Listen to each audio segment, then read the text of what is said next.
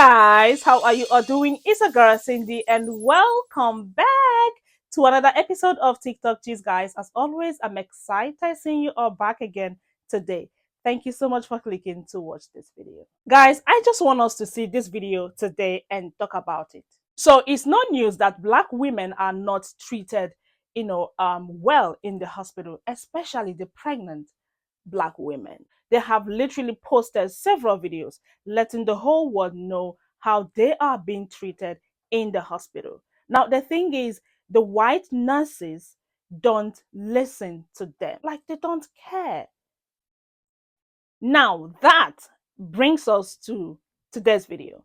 Beside me is a video of a white nurse. She is a labor and delivery nurse. Now, she said a lot in this video. She said she treats her Black patients differently. I'm going to let this video roll so you guys can hear what she is saying in this video. Don't go anywhere, guys, because I have some stitches I would also want you guys to see. I'm well aware that what I'm about to say could get me in a lot of trouble, but I think it's important enough to say. I'm a labor and delivery nurse, and I treat my Black patients differently. I've seen nurses, especially labor and delivery nurses, online saying things like, "I'm colorblind, I don't treat my patients any differently," meaning that they don't treat their Black patients worse than they treat their white patients.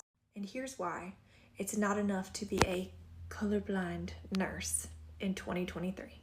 Because I know that in my specialty, labor and delivery, Black women are more likely than any other race to be harmed in pregnancy, childbirth, and beyond. The US is the worst place to have a baby if you're Black in the developed world. Why is this not happening anywhere else? Systemic racism. If you don't believe me, just Google James Marion Sims. So not only are Black women not believed about their pain, not believed about their symptoms, but also they may put off getting something checked out because they don't trust medical providers for good reason. So here's how I treat my Black patients differently. Number one, I don't expect them to inherently trust me because I'm wearing scrubs and a badge, and I don't get offended if they don't. Many Black women are coming in to have a baby already having experiences of not being listened to. And until I'm able to prove to them that I'm someone that can be trusted, they shouldn't trust me. More than my white patients, I emphasize the fact that I will always believe them. Yes, my white patients know also that I will believe them, but I really drive it home that I promise you that I'm going to believe everything that you say. I include every single person in the room who is supporting this patient in a conversation about preeclampsia, even if they don't have it. Because preeclampsia is one of the leading causes of maternal mortality in the United States. And preeclampsia can happen even after you've had your baby. I tell them about the symptoms, and I also tell the support people that if you hear her saying any of these things, make sure that she gets seen. And if when she gets seen, you don't feel like she's being listened to, go somewhere else. I let them know that I'm here to be their birth bouncer, and I'm not going to let anyone do anything to them, only for them and their baby with their permission. I can neither confirm nor deny whether I have slapped a provider's hand away when the patient said no. I don't know anything about that.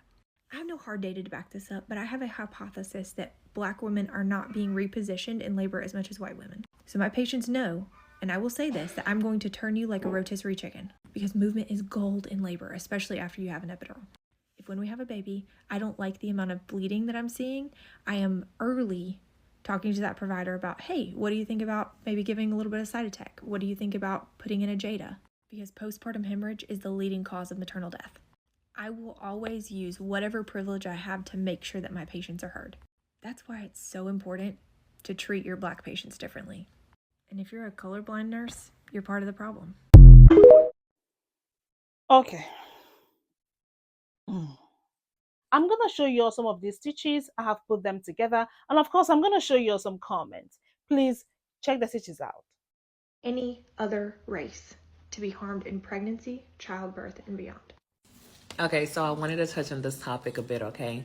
I had my first kid when I was 31. And when I had her, I had a tear, it was a minor tear, but I had a tear. So my doctor, which was a Asian woman back then, she was young, I think we were the same age. She had taken care of me the whole pregnancy and whatnot. So obviously this is my first kid, it's not a problem. So so I have the baby and I have a tear, and then she goes to proceed to stitch me up. And I tell her, I can feel you. You know, she was like, oh, the numbing liquid is it's gonna numb you. You're not supposed to feel it. And I was like, okay, but I can feel it, right? And then she starts stitching me and I can actually feel it. And my husband had to leave our newborn daughter to come cater to me and kind of like, hey, she can feel it. And then that's when my doctor was like, oh, crap, you can feel it. So she stopped and basically let the numbing agent work. That was that. Let it go. I had my son, 2019. I naturally, after you have your kid, you know, it takes a while for the bleeding to stop, about 6 weeks. I bled for 12 weeks. I called her after 6-7 weeks. Hey, I'm still bleeding. Oh, we can't do nothing until past 12 weeks. I'm like, okay, 12 weeks comes around. Hey, I'm still bleeding. Oh, wow, you're still bleeding? That's weird. Let's go ahead and get you checked out. What did they find in my uterus? Placenta. Placenta was still stuck in my uterus 3.5 months after I had my son. All the horror stories of what could have happened, sepsis, you know, I could have, it was crazy. So when I hear stories about, you know, Black women not feeling pain and whatnot, it's sad, because at this day and age, where are we protected? Where are we protected? We're not protected in the streets. We're not protected in school. We're not protected in the basics of giving childbirth is scary. So now I had to leave her, because fool me once, shame on you. But fool me twice, shame on me. There will not be a third time, you know? So I just had to touch on that real quick and say that Black women, we need to be heard. You understand? And Black women, you're loved. Oh my gosh, guys, I can totally relate to this. Hear me out. Now, after having my second child, I started, perceiving these offensive order from my VV. I rang my midwife. Of course, she's a white woman. I said, oh, this is not supposed to be happening to me. Like, I'm kind of smelling, you guys. So she was like, what's the problem? I said, after, using the toilet, I keep perceiving this, you know, odor or something coming out from my VV. Like, I'm not comfortable, something is not right. She was like, oh, no, don't worry. You are okay. You just had a baby and blah, blah, blah, blah, blah. I said, okay. The second day I called her, she didn't even listen to me. Like she wasn't even listening to me. At the third day, I started having this fever. Like I was literally shivering and I was feeling cold. And I couldn't take it anymore. I rang the ambulance, they came and they were like, what is going on? Something is wrong. And immediately they took me to the hospital. Guys, they checked. Some placenta in there. Yeah. And I was like literally being infected.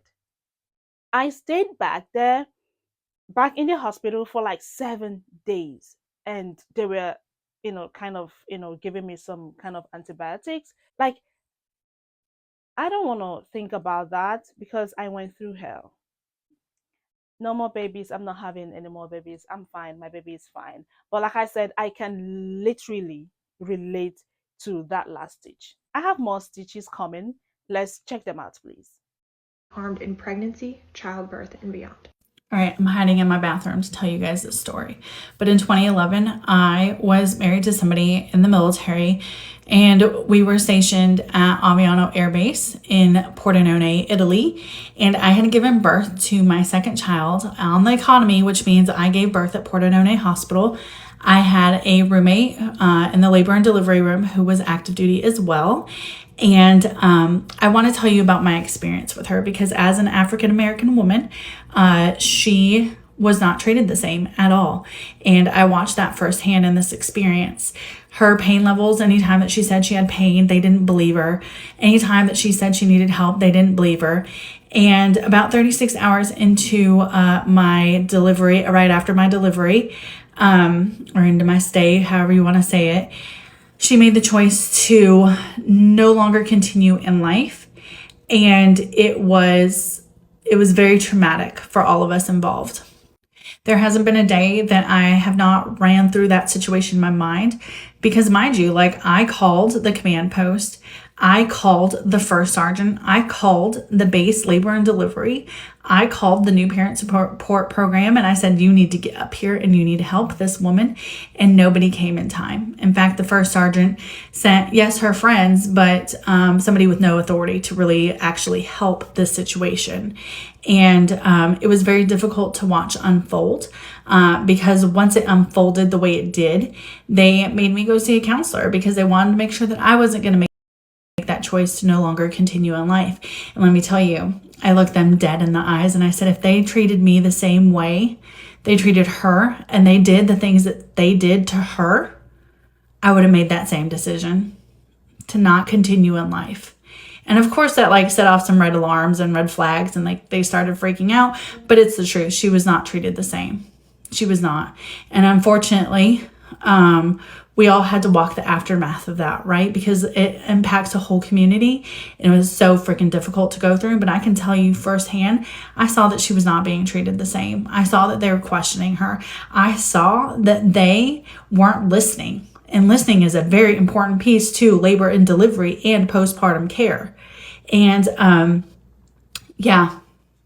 it was one difficult season, but I'm telling you, if you hear somebody say they weren't treated the same and they are African American and it is pregnancy, postpartum, during pregnancy, whatever, believe them. It's true. They have no reason to lie. And I've seen it firsthand. And let me tell you, it is the most difficult thing to watch because you know that they aren't being treated the same. US is the worst place to have a baby if you're Black. Add this to one of the many reasons why I have zero interest in motherhood. This society is not set up well for motherhood. It doesn't take motherhood seriously, which is baffling because nobody would exist without mothers. From everything from maternity leave to before and after childcare, and everything is far worse when it comes to Black women. I get some people just want to be mothers and some people want to have children, but I really don't understand why every time somebody announced their pregnancy, I'm like, okay.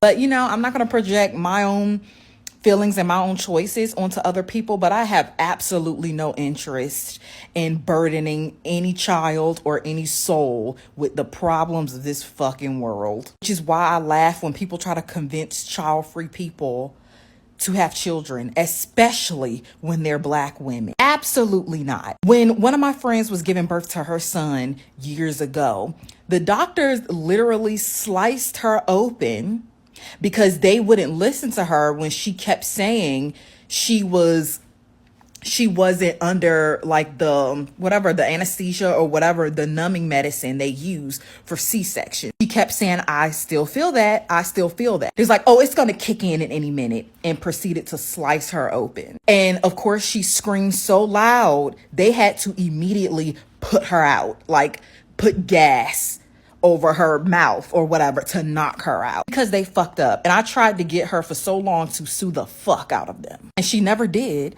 But, these things happen all the time. If they'll happen to Serena, if they'll happen to Beyonce, you think they won't happen to our regular asses? And everybody like to think it's not going to be them.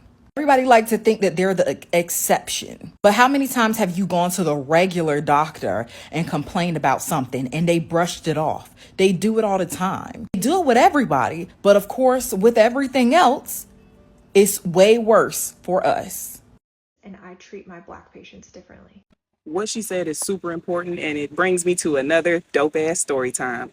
But this one wasn't so dope. It was about the time that I gave birth to my firstborn son, and I went through an experience where I was not believed, not listened to, and not given any bodily autonomy during labor. And I think it was a little bit traumatic, but y'all tell me. So I was a first-time mother, 21 years old, Never given birth, never been to anybody's birth, never saw anybody through pregnancy. This is my first time experiencing pregnancy firsthand. So about 10 days before my due date, middle of the night, I wake up with like excruciating pain in my abdomen. I was living with my mother at the time, so I go to her and I'm like, hey, something ain't right. I'm hurting. I'm in pain. She immediately is like, that's contractions. Let's start timing it. We time them. They're about 5 minutes apart. At the time, I lived about 20 minutes away from the hospital that I was supposed to be delivering at. So I call the nurse and I tell them, hey, I'm having contractions. They're 5 minutes apart. What do I need to do? They tell me, come on in. Now, mind you, I have a pretty high threshold for pain, which is not a good thing to have if you're a Black woman. And it's something that probably occurs because of people not believing your pain historically. And so you learn to just kind of eat your pain, swallow it, take the L. So I'm someone who had really bad menstrual cramps growing up. And so these were feeling like really bad cramps to me. I'm waiting for it to get worse, right? Which raises a good point about pain scales. You know, what's a 10 to someone else may not be a 10 to you based on your past experiences, right? If you've experienced pain that was worse than this, you might not register your pain as a 10 on the pain scale. So I get to the hospital, my mom drops me off at the emergency room door and she goes to park the car. As I'm walking in, I have to like stop at the doors because I am in such pain, I can't walk. Now, the woman at the intake counter sees me doing this. She sees that I'm visibly pregnant. However, I am 5'11", I'm pretty tall, so I wasn't as big as you might expect a 9-month pregnant woman to be. So I get to the counter, I tell her I'm 9 months pregnant and I feel like I'm in labor. She sips her soda, puts it down. She looks at me and she says, I need your ID and your insurance card. I'm shuffling through shit. I find it. I give it to her. I'm like, hey, is there any way that I can just go ahead and go? Wait, we have to get you checked in and I have to print your bracelet out before we can do anything. Just calm down. I calm down. She takes her time. She's asking me all these questions. I'm like, hey, I'm in really bad pain. Like, I think I need to go. Like, I need to go now. I don't have time for this. There's nothing we can do until we get you this bracelet. So you're going to have to work with me if you really want to be seen. I'm 9 months pregnant. So they send the smallest woman in the hospital to come get my big ass. I was over 200 pounds at this point, and she's pushing me to the labor and delivery section of the hospital, which happens to be uphill for some reason inside the hospital. She's telling me the whole time, well, you don't look like you're in too much pain, so we're probably just going to send you back home, but we'll send you up here and check you just in case. She gets me to the room, checks me, and I am 10 centimeters dilated. She's like, everybody hurry, get the beds ready. So after all the nurses didn't believe that I was actually in labor and actually about to give birth, they discovered that I was 10 centimeters dilated. The only problem was there was no doctor in the building. It was the middle of the night and the on-call doctor lived like further away from the hospital than I did. So I'm laying in the bed, I'm feeling these pains, I'm feeling like I need to shit. And if you've ever had a baby, you know that when you feel like you need to shit during labor, it's because you finna shit out a baby. So again, this nurse who normally works the ER and is her first night in the labor and delivery ward, she's sitting at my bedside and I'm telling her, I feel the urge to push. One of y'all need to get down there and get ready to catch. She's like, no, you can't push right now. The doctor isn't here. I'm like, I understand that, but I'm about to start pushing. Mind you, I'm calm as fuck trying to talk to this woman because I already understand that my pain is frustrating them. She says, no, you can't push. Here, I'll help you. She shoves her hand inside my vagina and attempts to hold the baby in so that I can't push him out. I snatched this woman's hand out of my vagina and I'm like, no, you can't do that. I didn't give you permission to do that. And actually, it's not helping.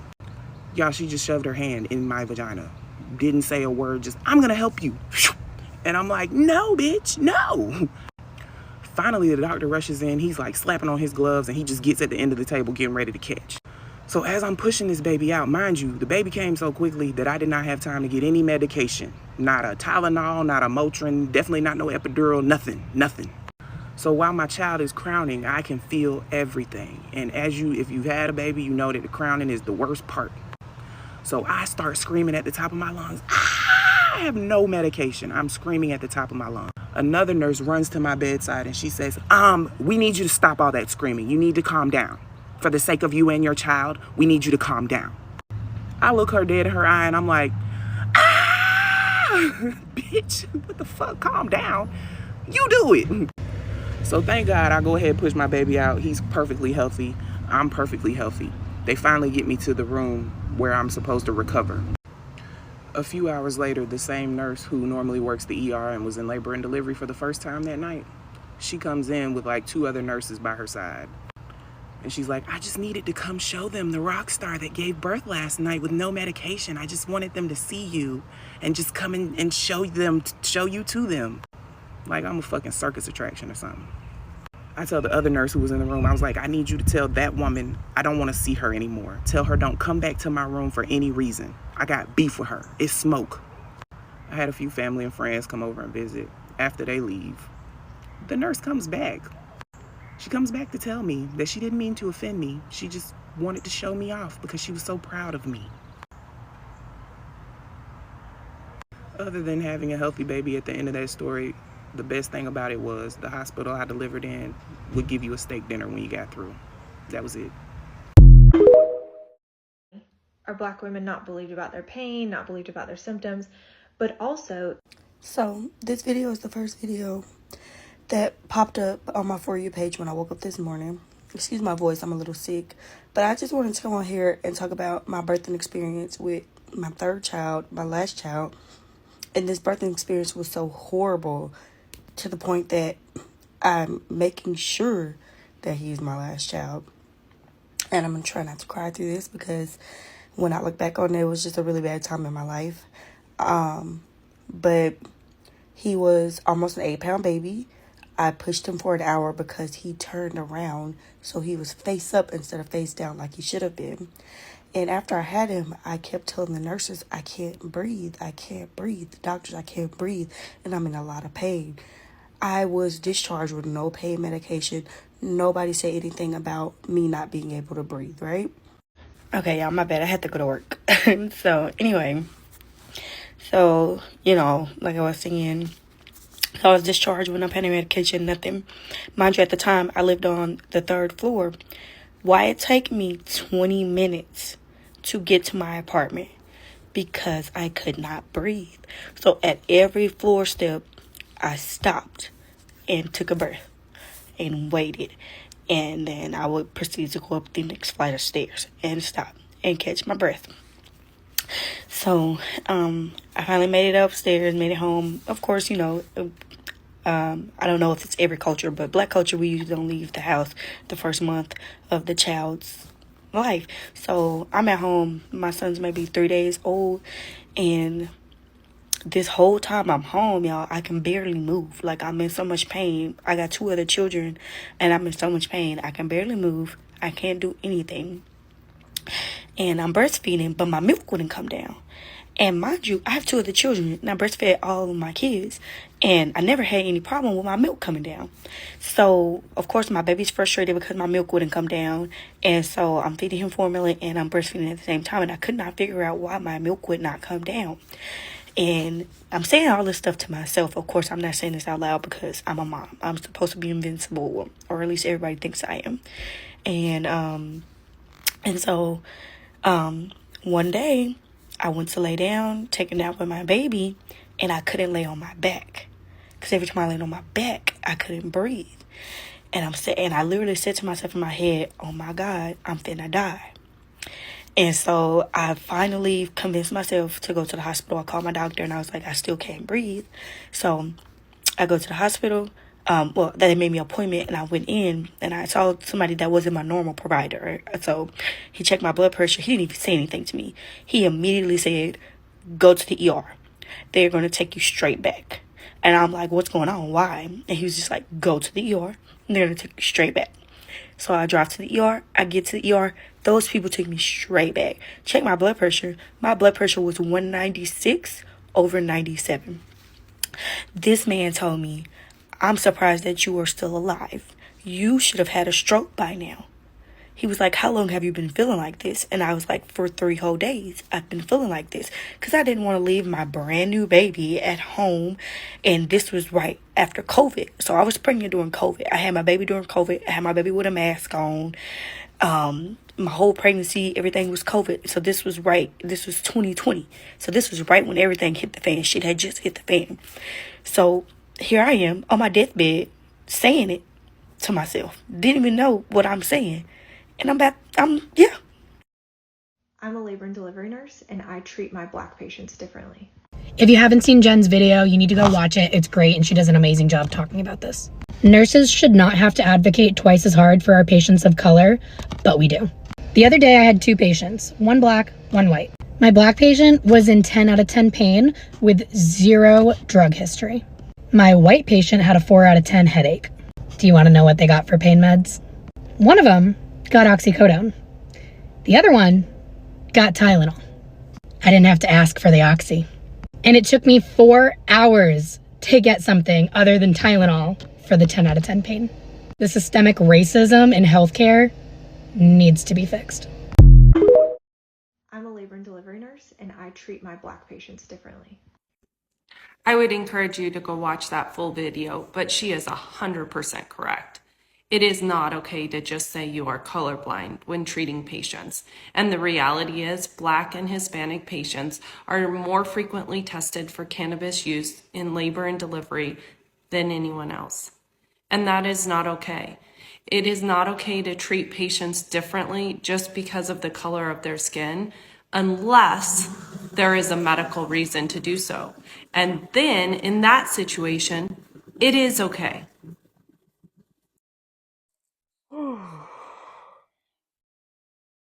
Beside me are some of the comments I grabbed so you guys can see other people's opinion. Of course, the comment section, people were literally, sharing their experience, and wow.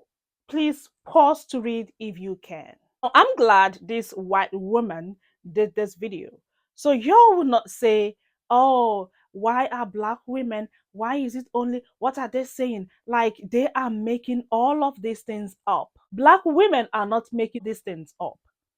Guys, let me know your take in the comment section. Let me know what you guys think about this video. And thank you all so much for watching. Please don't forget to like this video, share this video, and subscribe. And also turn your bell on so you'll be notified anytime I upload a new video. And as usual, I'm going to see you all in my next video. I love you. Bye.